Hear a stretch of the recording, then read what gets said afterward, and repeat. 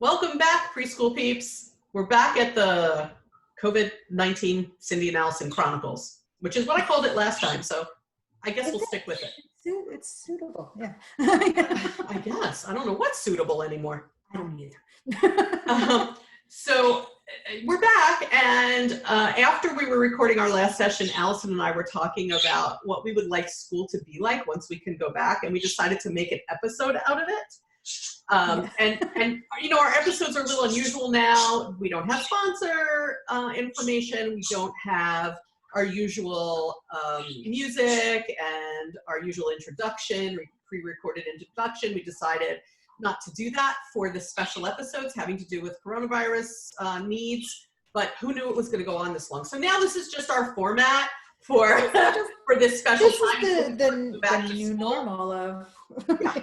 This is becoming a thing. Until we go back to school. But what we decided was we were going to take that conversation we were casually having, bring it to the podcast as our fantasy school for post-COVID-19. And I'm going to get us started because I think when we started talking about it, I said the first thing that made Alison go, yes! And that was post-COVID-19, wouldn't it be great if there was no standardized testing? If all those tests that they canceled this year were not brought back. Yes. I mean, why bring them back? Why? We don't need them this year. So clearly we could just cancel them forever. Yes. All about that. I heard that they're trying to put the SAT online, and I'm like this. I'm like, why? Why? Right? Let's just, like, are the kids getting into college without the SAT this year? I don't know what they're doing, but I would imagine the exceptions. If the answer is yes, then we don't need it. Clearly, you don't need it to get in. So I think that maybe the SAT people can come up with something different for a college admission. Yes. But I think that we have to look at these standardized tests as they exist and go, wait a minute, did we get through COVID-19 without this? Maybe there's a different sort of tool that we need. Yeah, how did we survive here? Yeah, so I mean, yeah, absolutely. Okay, so in our fantasy school, Alison and I have done away with the standardized tests as they exist today. Alison, what else do you want to do away with? No more homework. No more homework. All right, so when people ask me recently, I was telling Alison that recently someone asked me who teaches like slightly older children how I feel about homework. And I said I was very torn about homework because I think homework, the way it's been done now, it's too long, it's too much, and it doesn't serve the purpose it should serve, which I think really should be connecting families to what children are learning in school. Yes. So again, kind of like, you know, I don't want the standardized testing people to sue us. I'm saying we need a different tool. Kind of like that, I'm saying maybe homework needs to be done differently. So homework as it exists today, the length of it, the time frame it takes, the purpose of it needs to morph a little. We need to approach it differently. Right. It needs to just be I think you need to involve the families in their learning somehow, but the way we're doing it now is not doing that. So that's right. You know. All right. So I'm enjoying our freedom of speech. What else do you want to? In these here United States, we have freedom of speech. Yes, so what else do you want to say? I want to never have to attend an after-school faculty meeting ever again. I support that. As someone who's often asked to stay for faculty meetings, and I'm thinking, oh my gosh, there's going to be so much traffic in my commute on the way back. Well, you can actually have faculty meetings at times that are more convenient for people, or let them go home to their families and be like, you have to be on Zoom at this time. Yes, I want to be able to. I want to go home when I don't hit traffic. You know, I want to spend some time with my dog, and then I don't mind hopping back on to Zoom for like 45 minutes to an hour at like 5, 6 o'clock. I don't mind that. But staying after school for an hour, that just messes up the whole system. You got traffic. Now I'm not sure if my dog is going to be okay. For people with children, it might mess up childcare arrangements. Yeah, why not let people go home? Let people go home and just hop on the Zoom, and you can get everything accomplished on the Zoom. No problem. Never again. You know what would be nice too? Yeah. I was going to say, what would be nice if, the families who struggle to get to parent-teacher conferences because of their work schedules and stuff. I would love that. Here we are. Yes, conferences on technology. I've done teleconferences before, on the phone for parents who can't get to them. So but this is so much nicer because you can see people. Yes. But I didn't even realize that this stuff existed for our purposes before. So now I'm I would love to do all of them this way. Why do I need to go back to school for this? Why not just do I think if a family says, I'd like to sit with you in person, I think what you do is you give them a sheet, right? You give them options. You say, would you like to meet with me in person, on technology, or never? Or never. Some people never sign up. Yeah. Just tell me what you want. But we can accommodate way more people. Yes. Yeah. Yes, you can. All right, so let's think about the kids. What were you going to say? Oh, no, I was going to say, before we get to the kids, I never, ever, and you might disagree with this because this might affect your work, I never want to have to show up in person to a professional development conference ever again. Because why? I feel like I can learn everything on the Zoom from people just like this. I don't need to travel there. I don't need to I don't need it in person. I can do it like this. Now there's some people that might need it in person and that's how they learn and that's fine. But give me the option. Again, offer options. Yeah. Offer options. 7 weeks ago, I would have said to you, Alison, you're killing my work. But no, you're not. You're not. It doesn't affect my work. Yeah. And I know that because I've been doing professional development sessions now on technology, like we're using to record this podcast. I've been using it now for, what is this, week 6? So this is week 6. I've been doing professional development for 6 weeks this way, and I feel like every week I get better at it. I also am speaking at conferences still, but the conferences aren't taking place live. We're doing, a lot of organizations have gone virtual. So I'm busy recording sessions and doing live sessions for conferences on the technology. So again, I can support that and just say for teachers, professional development can offer you options.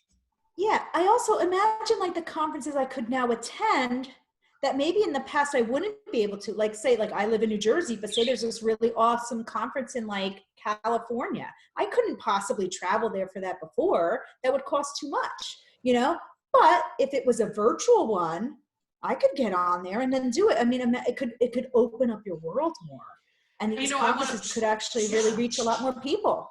A whole lot. And I want to point this out too. People will say, we can't do it online. I don't get to talk to my colleagues. That's untrue. A lot of these pieces of technology have breakout rooms where you go into small groups to do work. Yeah. So really we need to look at the technology and how it can help teachers.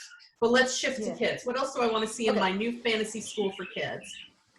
I want major sanitation to remain in effect forever. I want to promote children's health and well-being better. Yeah. And we can do that one way is by sticking to our sick policies.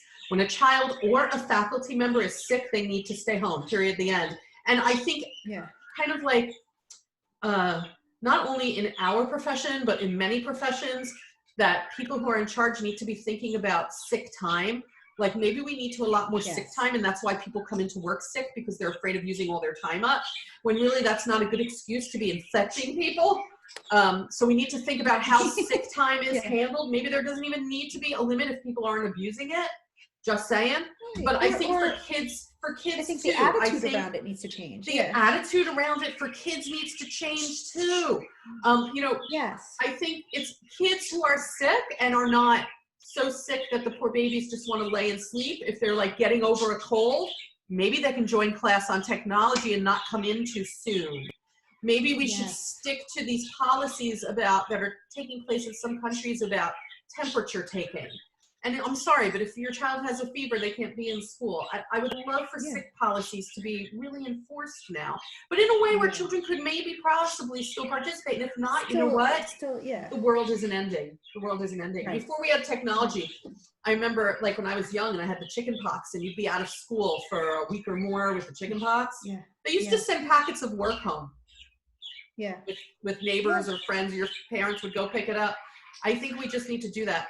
You know what's interesting, Alison? I was reading something, it was before this whole crisis, but it was so interesting to me that they need to get rid of perfect attendance awards for children because that promotes sending your children or the children wanting to be at school sick. Well, and there's also some workplaces that have perfect attendance awards for their employees. I used to work at a school that did that, and it's just like, it's not right. It's like you're awarding people because they didn't get sick or because they came in sick, and that's just not what you should be promoting. So yeah, I would love to get rid of those kind of awards. My perfect school wouldn't have that. My new post-COVID school. No, my fantasy school wouldn't have perfect attendance awards. It would have respect for your need to rest when you're sick. Yes.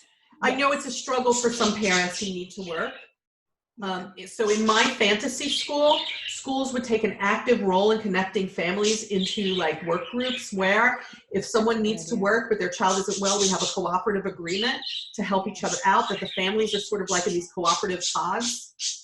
Yeah, that's a good where they know they can reach out to each other, and we help to connect families. In my perfect school, families would be part of the system of cooperation and partnership. Right. There'd be more, well, because I feel like in the current COVID world, you have more of a community somewhat, you know. Let's like extend that community and just have it be post-COVID community based. You know, I think that's a really good idea. Post-COVID family pods that help each other with their children and all this stuff. Wasn't it Hillary Clinton said it takes a village? Well, I don't think we were so good at the village before now. And maybe the village will get better. Maybe it will. Yeah. I know my parakeet agrees with that whole thing because he was sweet. Yeah, he does. He does. Sorry, folks. He knows not what he does. It's so funny. Well, he does, but it has no relation to us. But like, I don't even notice the birds anymore. They're just there. It's because like lovely background spa music to me. Oh, good. Because sometimes I'm like, seriously though, I'm talking here. There's a great meme for people who have pets. They'll appreciate. I think pets of any kind. There was a great meme on Facebook, and it was a picture of a parakeet, and it said something like, "Oh, you want to talk on the phone? Let me sing you the song of my people." So every time one of my parakeets does this and interrupts, we're like singing the song of his people. Okay. So anyway, back to our fantasy school. What else would we like to see in our? You know what I would like to see in our fantasy schools? Equity in the availability of supplies and technology to students. Yes. Oh my gosh. Yes. The way school systems and budgets have been turned inside out now to provide children, regardless of their family's economic status, to provide them with technology, with materials, and a way to connect to school.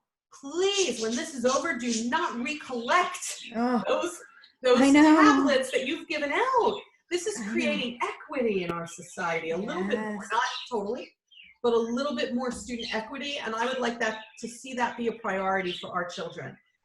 You know, when we said before this COVID-19, when school systems went crazy trying to get technology to families, when we said everyone has the same chance, that was a lie. That is a big lie. Not everybody's not everybody's on the equal footing here. No. Mm-hmm. Mm-hmm.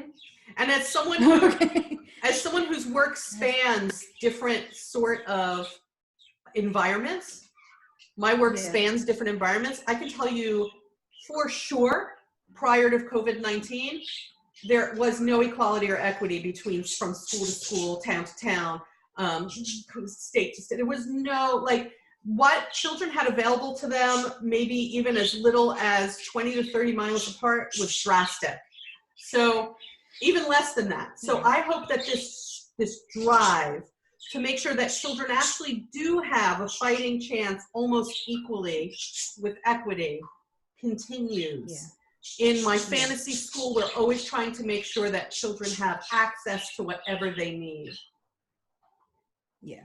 What do you think of that? That's a really, really good one. It's ambitious, I know. Yeah, I know. I'm busting the budgets. But we've done it for a lot of kids. Not all. We've done it. Not all. Yeah. And there is this big like gap, between 20 miles can make a difference in what's going on. So even less sometimes it makes a big difference. Well, it's crazy, but yeah. So if you really want to be able to say that in our society or in the society where you're listening to this, that when children are born, they all have the same chance to succeed, then you got to make it so. And I think you've got to make it so through our schools and what we provide. Next case. Yeah. I rest my case.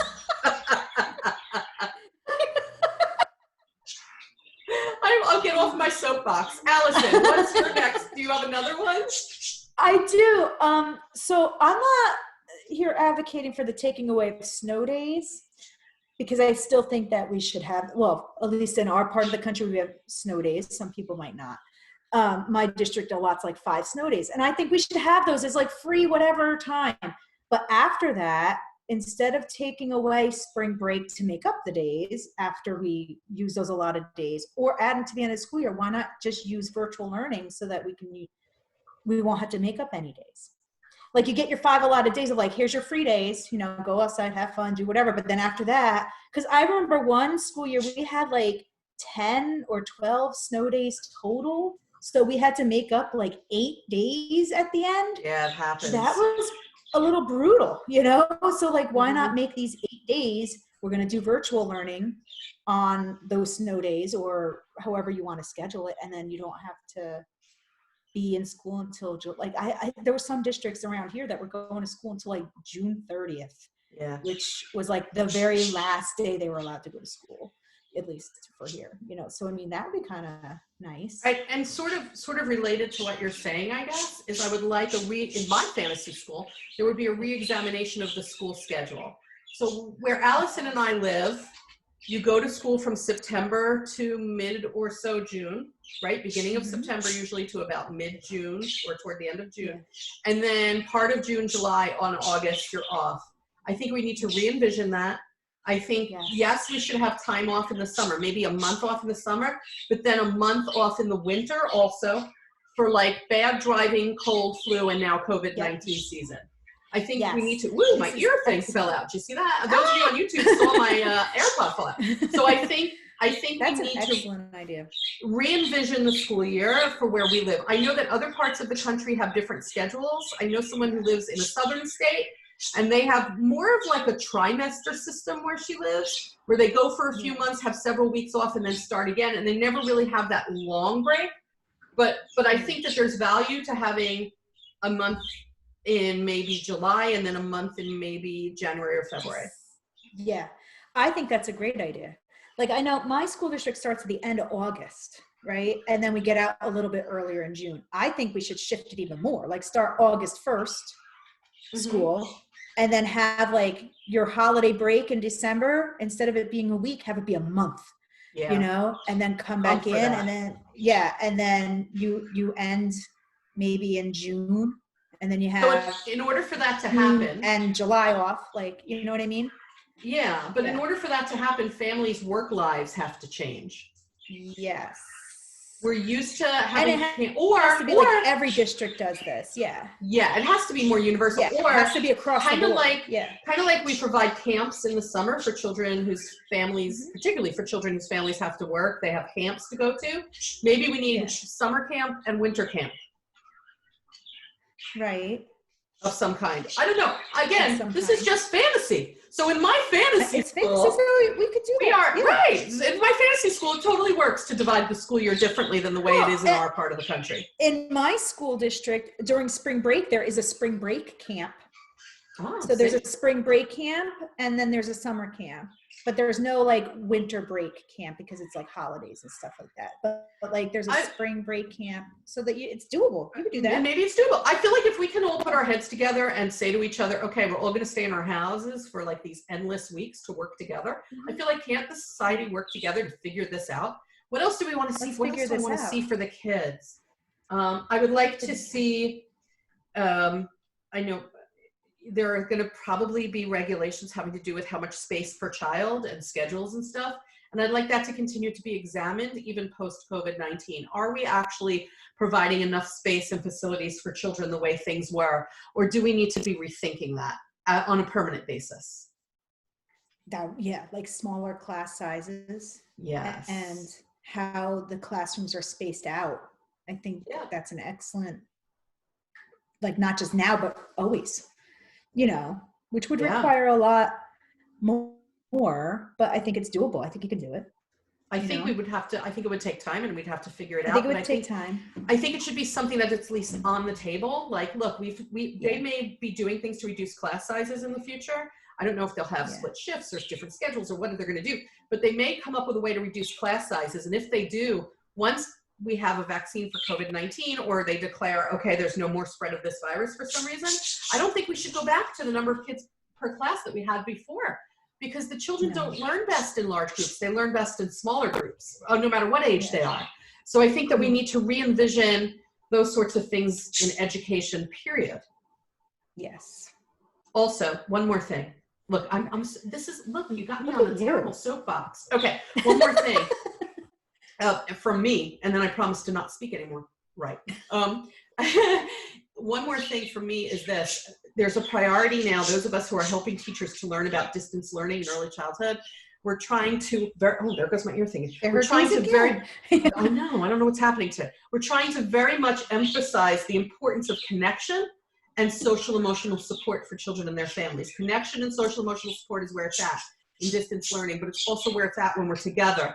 And we need to have educational systems. In my fantasy school, the top priority would be social emotional development, right, and connection, and that would be the top priority. Social emotional being the relationships and how to form good relationships, being able to function in society successfully.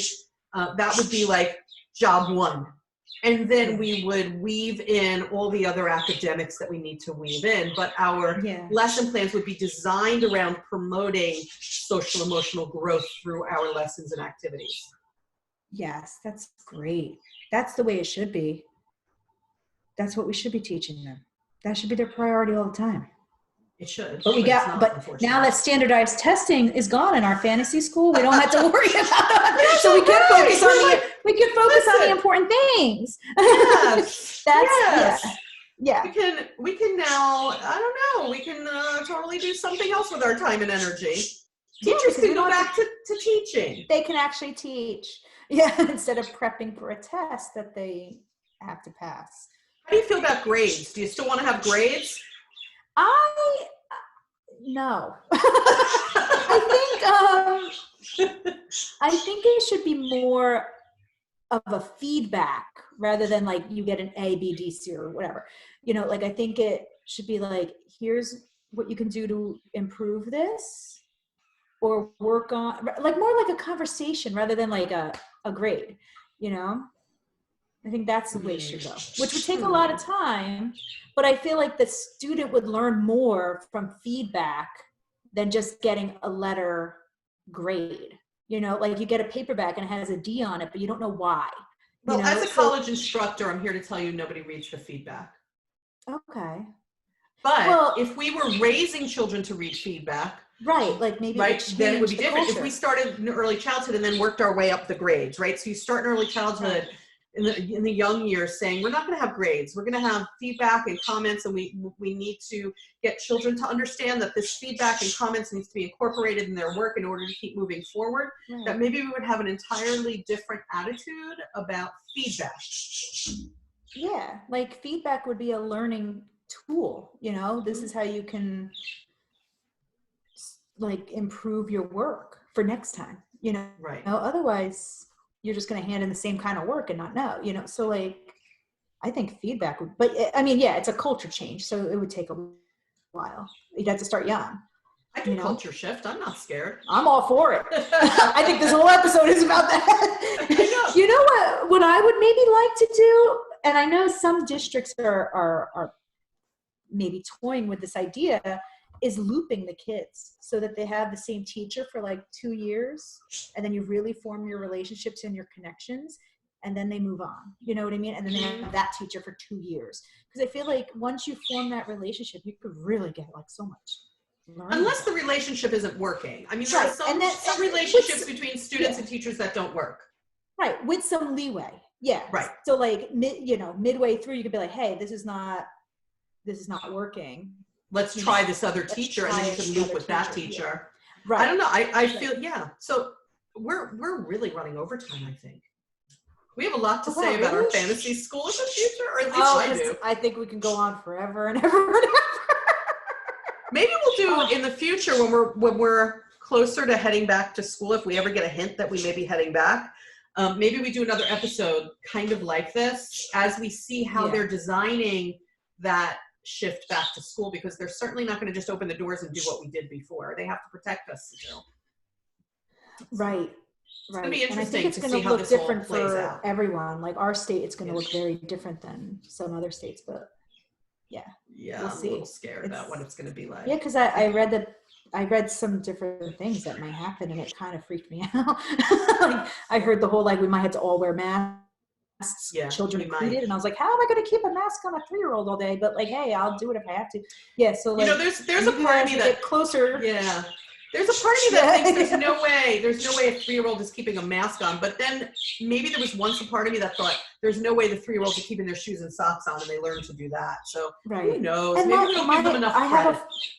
And I think we're not, because my friend has a 2-year-old, and she went to Target with the 2-year-old. She had no choice. Like, she had to bring her and put a mask on her. And she said she kept it on the entire time she was at the store. And she's not even 2 yet. She turns 2 next month.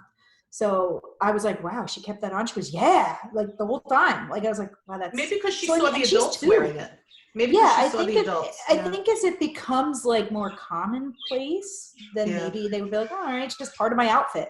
I think it'll be one of those shoes things and socks where are now. That's it. It's part of who I am. And I think it'll be one of those things where the kids are really used to it because it's all they remember. And it's going to be people like you and me, dinosaurs like you and me, who are going to be like, I still hate seeing people in masks. We have a harder time changing. Or like, even just before we were out here, we're like, the mask is just too hot and claustrophobic, because we're not used to it. But like, if you grew up wearing a mask, you would just be used to it. Yeah. So they'll be used to it. Anyway. Yeah. So we have to call time on this episode. As much fun as it's been to design Cindy and Alison's school system. Wait and see what actually does happen. So preschool peeps, if you have ideas for a future episode along these lines, but maybe more reality based on what the systems start to put in place as we head back, please do contact us. HowPreschoolTeachersDoIt.com is our website. It has a contact form where you can send your thoughts and ideas. And maybe send your idea of what you want in your fantasy school that we didn't say. Yeah, they might have ideas of their own. Yeah, for sure. And I hope that people in the system start to go to the drawing board and think maybe there are different things we should be doing, because maybe there are different things that we should be doing. So everybody, take care, stay safe. Yeah. Like, subscribe, recommend, and share our episodes, whether you're watching us on YouTube or listening on your podcast provider. Please let people know that we're out here trying to support the educators, families, and students going through the COVID-19 crisis. Yeah. Okay, preschool peeps. Yeah. Till next time.